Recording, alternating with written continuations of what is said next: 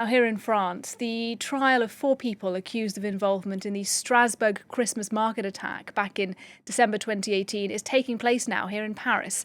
The attacker, who'd claimed allegiance to the Islamic State group, killed 5 people and injured 11 more at the city's world-famous market.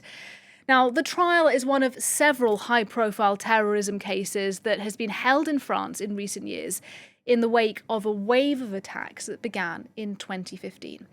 And our reporter, Claire Paccalin, has covered a number of those trials. She's with me in the studio now. And Claire, first of all, can you start by telling us about who's on trial related to this Strasbourg attack? Because the terrorist himself was killed by the police at the time.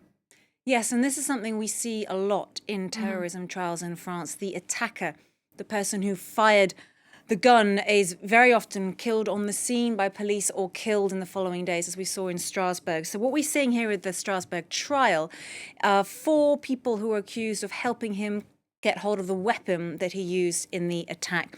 And that is the difficulty, again, with these trials, is trying to work out how much did the friends, the family, the people that supplied the attacker the weapons, how much did they actually know about what he was planning? Did they know he was radicalized? Did they know he was planning this attack? And therefore, how much responsibility, how much criminal responsibility can they bear? And this we saw in the Carcassonne-Trèbes attack trial that we saw earlier on this year. This is something that ended a couple of weeks ago, and the attacker killed 4 people in southwest France. 7 people were on trial for involvement to various degrees, and they were all very close friends of his. In the end, the judge gave them shorter sentences than what the prosecution had asked for, and the judge said that there wasn't material evidence linking them to the criminal act of having links to a terrorist group, but he said there was clearly complacency because everyone knew that the attacker in Carcassonne-Trèbes,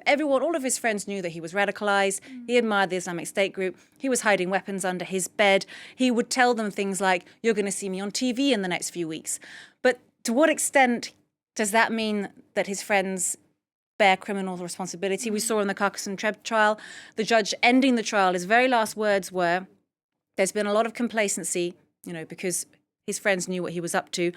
But that doesn't mean a criminal conviction in this case for links to terrorism. But you have moral responsibility, and I'll leave you with your consciences." So that's the issue we have here.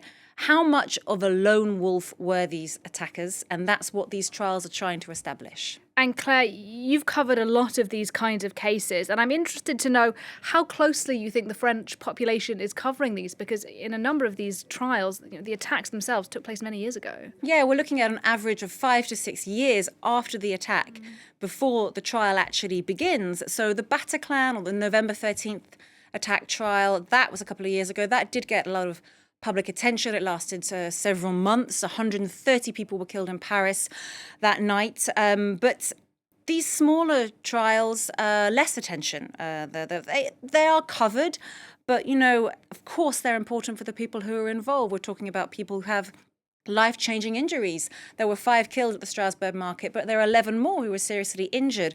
We're also talking about the family members, people who lost people. These people have often been waiting for this day in court for several years.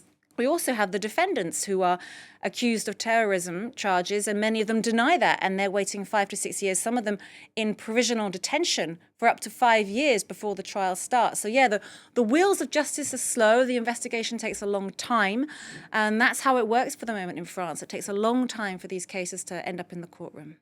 The victims, though, Claire, are often given the opportunity to tell their story in court.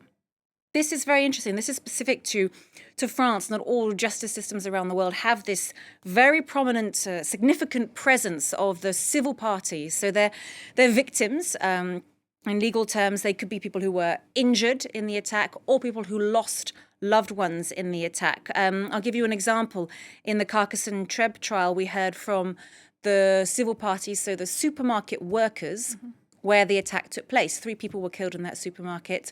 A police officer and one person who worked there, as well as a customer.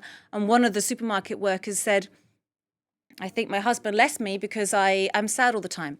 Another one said, "I haven't been able to look after my children because I just haven't been able psychologically because I'm living with this trauma because they were there during the attack and they saw what happened. So it's interesting, the very prominent place these civil parties have in French criminal terrorism trials. And we'll hear tomorrow in the Strasbourg trial from the civil parties in that case.